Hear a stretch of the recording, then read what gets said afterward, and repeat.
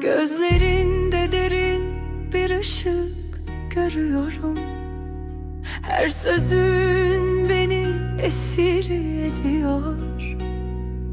Her nefeste adını fısıldıyorum. Sen aşksın, sen kalbimin gerçeğisin. Sen kalbimsin, sen nabzım ve umudum. Seninle hayat tatlı, sensiz sadece gölge. Her gece adını fısıltıyla söylüyorum. Sen kalbimsin, sen ruhum ve en güzel ışığım. Gece rüyalarımda seni görüyorum her zaman.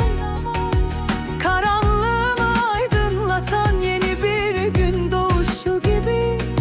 Gönlümün derinliğinde senin yüksek bir yerin var.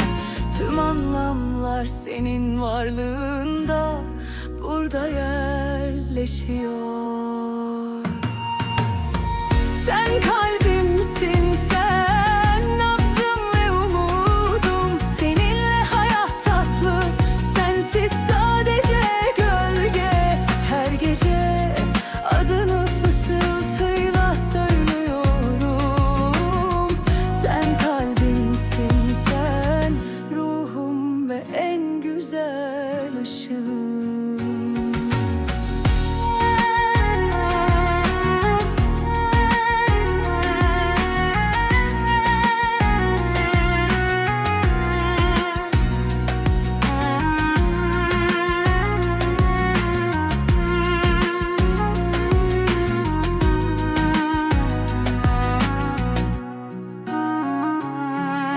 Her an ben senin varlığını hissediyorum.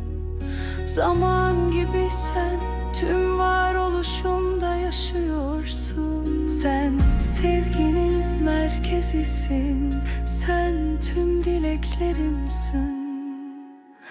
Sensiz yaşam, yaşam değil. Sensiz